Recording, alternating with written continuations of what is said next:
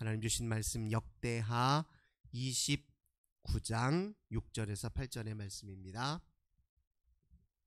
역대하 29장 6절에서 8절의 말씀입니다. 역대하 29장 6절에서 8절 우리 한 목소리로 함께 봉독합니다. 우리 조상들이 범죄하여 우리 하나님 여호와 보시기에 악을 행하여 하나님을 버리고 얼굴을 돌려 여호와의 성소를 등지고 또 낭실문을 닫으며 등불을 끄고 성소에서 분향하지 아니하며 이스라엘의 하나님께 번제를 드리지 아니하므로 여호와께서 유다와 예루살렘에 진노하시고 내버리사 두려움과 놀람과 비웃음거리가 되게 하신 것을 너희가 똑똑히 보는지라.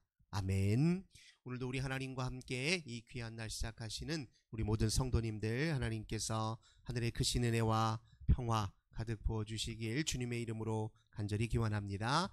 오늘 본문의 말씀을 통해서 성소를 등진 삶의 위험성, 이런 제목으로 함께 은혜 나누도록 하겠습니다. 우리 잘 알고 있는 것처럼 유다의 여러 왕들 중에서 가장 모범적인 왕 중에 하나가 바로 히스기야 왕이었습니다.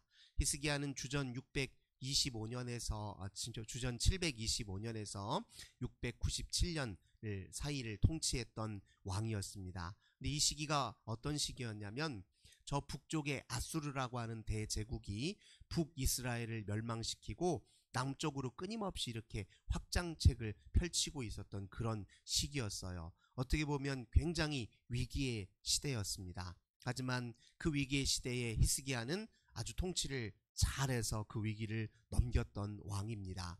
그가 첫 해부터 했던 일들을 잘 살펴보면요, 얼마나 하나님 보시기에 아름다운 일이었는지 본문이 이제 뭐라고 평가하냐면 29장 2절 보면 히스기야가 그의 조상 다윗의 모든 행실과 같이 여호와 보시기에 정직하게 행하여 다윗과 같은 길을 걸었고 다윗과 같이 하나님 보시기에 정직하게 행했다, 이렇게 지금 표현하고 있습니다. 그는 통치 첫 해부터 왕위에 오른 첫 해부터 어떤 일을 했느냐, 3절 보겠습니다. 첫 해의 첫째 달에 여호와의 전 문들을 열고 수리하고, 방치되어 있던 성전 문을 고쳤다는 거예요. 성전 이곳저곳을 그동안 제대로 돌보지 않았던 것들을 다시 하나하나 꼼꼼하게 살피면서 성전을 정비하는 일을 먼저 시작했어요. 그게 통치의 첫 번째 통치했던 일입니다. 그리고 4절 제사장들과 레위 사람들을 동쪽 광장에 모으고, 성전의 기능을 본래 해야 될 성전의 기능을 회복하기 위해서 제사장들과 레위 사람들을 불러 모았습니다. 왜 이런 일들이 먼저 시행됐냐면 바로 아버지 때 아하스 왕이 통치하던 그 시대에 아하스가 이 성전에서 하나님을 예배한 게 아니라 오히려 아람 제국의 다메섹의 신들, 아람의 수도가 다메섹이었는데요, 다메섹의 그 신들을 제사하고 섬기는 일을 했던 거예요. 그리고 더 큰 나라 아수르라고 하는 이 대제국에 의지하여서 여러 이제 주변 작은 나라들의 침입을 막고자 큰 나라의 힘을 의지했단 말이에요. 그래서 이 아수르라는 대제국은 이 아하스 왕에게서 조공도 많이 받아가고 온갖 예물들을 다 받아갔어요.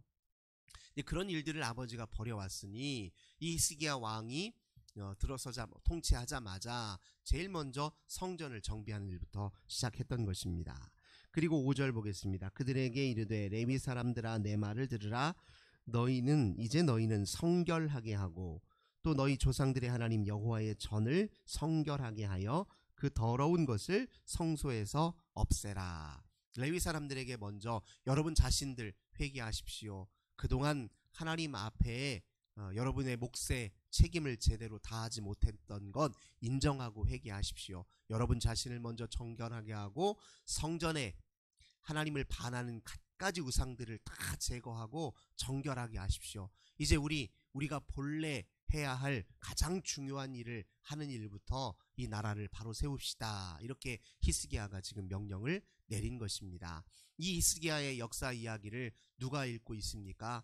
역대상하가 바벨론 포로 이후에 이스라엘이 자기 나라를 재건하면서 참고했던 역사서가 역대서라고 했잖아요. 그러니까 히스기야 이야기를 들으면서 유다 사람들은 그렇지, 우리가 나라를 재정비하기 위해서 해야 될 일은 바로 히스기야 왕이 했던 일이지 라고 이렇게 참고 삼았던 것이죠. 이 히스기야 왕이 이 성전을 다시 재정비하면서 그의 마음속에 어떤 마음을 품었냐면, 자기 앞선 아버지 때 그리고 그 이전에 모든 왕들 그리고 북쪽 이스라엘, 이 역사 현실을 잘 살펴보니까 왜 이렇게 위기와 어려움이 갖가지 계속되었는지 그가 그 근본적인 원인과 진단을 잘 내렸기 때문에 그럽니다. 6절, 7절, 8절이 오늘이 그 중요한 의미를 가져요. 자기들이 볼 때, 히스기야가 볼 때 역사의 위기는 바로 이런 문제들 때문에 일어났다라고 근본적인 진단을 내리는 거예요. 우리 조상들이 범죄했다는 겁니다. 우리 하나님 여호와 보시기에 악을 행했다는 거예요. 하나님을 버렸고 얼굴을 돌려서 여호와의 성소를 등졌다. 이게 바로 히스기야의 역사의 위기와 어려움에 대한 그 근본 원인, 진단을 이렇게 내린 거예요. 우리 인생에 여러 어려움이 닥칠 때 진단이 정확해야 되거든요. 무엇이 근본적인 문제일까? 어디에서 비롯됐는가? 이때 진단을 어떻게 내리냐에 따라서 처방책이 달라지죠. 처방책이 달라집니다. 이 처방이 달라지게 되면, 처방을 잘못 내리게 되면 증상이 더 악화될 수가 있어요. 원인이 해결되는 게 아니라 어려움이 더 커질 수 있다는 거예요. 그래서 진단을 정확하게 내려야 처방책이 정확한 겁니다. 근데 히스기야는 지금 진단을 정확하게 내렸어요. 성소를 등진 것이 우리 조상들의 근본적인 문제였다는 거예요. 여기서부터 악이 드러나고 이 악 때문에 우리의 삶이 더 황폐화되고 백성들이 더 어렵게 되었다, 이런 진단을 내렸다는 겁니다. 성소를 등진다는 건 뭘 뜻하냐? 7절 보겠습니다. 또 낭실 문을 닫으며, 성소를 등졌다는 것은 출입문을 닫아놓는다는 걸 뜻해요. 잘 왕래하지 않았다는 거예요. 끊임없이 우리는 성소를 가까이 하고 틈만 나면 성소에 드나들고 성소에서 하나님을 만나고 기다리고 주의 은혜를 사모하고 주를 찬송하는 일이 우리의 일이고, 그것이 늘 우리 일상의 복판에 있어야 되거든요. 우리 일상의 중심에 그 일이 있어야 되는데 문이 닫힌 채로 있어요. 문이 삐그덕거리는 채로 있어요. 닫혔는지 열렸는지 신경도 안 써요. 이게 성소를 등진 삶이라는 겁니다. 우리가 왜 주일날 주일 성수하기 위해서 애를 씁니까? 주일 하루 더 일을 하면 우리 더 벌이도 좋을 수 있죠. 하지만 그 모든 시간을 하나님께 드림으로 우리 삶이 주님께 있습니다, 이런 고백을 하는 거거든요.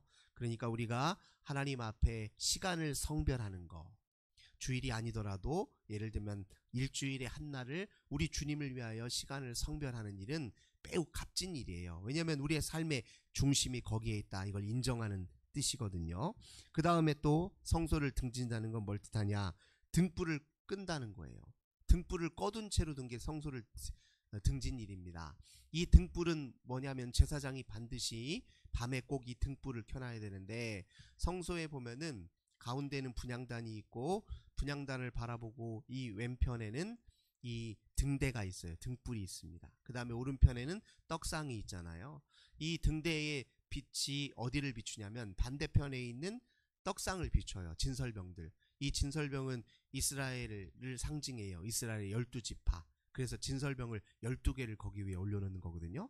그러니까 하나님의 임재의 빛 안에, 은혜의 빛 안에 늘 머물러 살아야 하는데, 아니 이스라엘 백성들이 성소를 등졌다, 이게 무엇 뜻이냐면 주님의 은혜에 힘입어 살 생각이 아니라 엉뚱한 데서 자기 삶에 힘을 찾고 엉뚱한 데서 삶의 만족을 얻으려고 하고 엉뚱한 데서 삶의 목적을 찾는 행동을 뜻하는 거예요. 하나님과 함께 사는 기쁨을 누리려고 하지 아니하고 자기 마음을 세상 것에 다 빼앗긴 상태가 바로 등불 끄고 사는 삶, 이게 바로 성소를 등지고 사는 삶이다, 이렇게 이야기할 수 있습니다. 이스라엘 백성들은 근본적으로 하나님의 임재 안에 머물러 살아야 가장 온전하고 값지게 살 수 있다는 것이 이 성전이 갖고 있는 메시지거든, 영적 메시지거든요. 근데 등불을 껐다는 거예요. 그 다음에 또 성소를 등진다는 게 뭘 뜻하냐? 성소에서 분향하지 아니하였다, 이렇게 뜻합니다. 분향은 곧 하나님께 올려드리는 기도를 뜻해요. 기도는 하나님과 교제요, 하나님과 늘 소통하는 일이고, 또 하나님께 우리의 삶을 늘 끊임없이 보여드리는 일이고, 주님의 뜻을 묻는 일이잖아요. 또 우리 인생의 모든 어려움들을 하나님께 아뢰이고, 동시에 또 우리 하나님의 도우심을 기억하고 감사하는 일인데, 이 기도하는 일을 소홀히 하는 게 곧 성소를 등지는 일이다. 이 지금 히스기야는 정확하게 진단을 내리고 있습니다. 그 다음에 또 성소를 등지는 것은 이스라엘의 하나님께 번제를 드리지 아니하였다, 이런 뜻이에요. 번제라고 하는 게 예배를 뜻하죠. 하나님 앞에 제사를 뜻합니다. 이스라엘의 여러 제사 중에 번제가 가장 기본 제사예요. 이 번제는 가죽, 그러니까 그 희생 제물의 가족을 빼고 고기와 또 기름을 전부 다 태워서 하나님께 올려드리는 제사예요. 이 번제는 이 희생 제물을 나를 동일시하는 거예요. 나는 하나님께 바쳐진 존재입니다, 이런 의미를 가지고 있습니다. 이 번제는 모든 제사의 기본임과 동시에 거기에 여러 의미가 다 담겨져 있어요. 속죄의 의미도 담겨져 있고요, 저를 주님께 봉헌합니다 하는 의미도 담겨져 있고, 하나님이 내 인생을 이렇게 도우시고 지키신 것에 감사하는 의미도 다 담겨져 있습니다. 그래서 가장 기본 중에 기본인 번제를 하나님께 그동안 안 드렸다는 거예요. 이것을 지금 성소를 등졌다라고 하는 말이 갖고 있는 의미입니다. 예배를 드린다는 것은 내 인생의 최상의 가치를 하나님께 부여하는 일이요, 내가 마음에 가장 값진 보화로 여기는 분이 우리 하나님입니다, 이런 고백을 드리는 일이죠. 내가 일생을 다해 삶의 목적으로 두어야 될 것이 주님께 있습니다. 이 고백이 역시 또 예배고 번제다, 이렇게 이야기할 수 있습니다. 그래서 우리 모두가 근본적으로 우리에게 부여된 사명은 바로 이 번제, 예배를 드리는 일에 있거든요. 그러니까 가장 중요한 일들을 놓치고 살았다라는 걸 히스기야가 정확하게 진단하고 지금 꼬집고 있는 것입니다. 그래서 결과가 어땠냐? 8절입니다. 그렇게 성소를 등지니 여호와께서 유다와 예루살렘에 진노하시고 내버리사 두려움과 놀람과 비웃음거리가 되게 하신 것을 너희가 똑똑히 보는 바라, 이렇게 얘기합니다. 성소를 등진 결과가 바로 이러하지 않았느냐. 그러니 우리는 가장 중요한 일부터 다시 시작하자 하면서 성전 문도 고치고 성결하게 하고 다시 예배를 드리기 시작했습니다. 히스기야 때에 오랫동안 해오지 못했던 6월절 예배, 절기의 예배들을 다 회복시켜서 예배를 드리기 시작했어요. 그래서 이 히스기야의 왕의 이 개혁은 이스라엘 백성들에게 큰 힘을 미쳤고 이스라엘 백성들 전체의 회개로 이어지기 시작했던 것을 역사 이야기가 보고하고 있습니다. 오늘 우리들의 삶도 마찬가지인데요, 우리 하나님과의 관계를 늘 점검하는 것이 우리 인생을 점검하는 가장 기초입니다. 요즘 나 잘 생활하고 있나?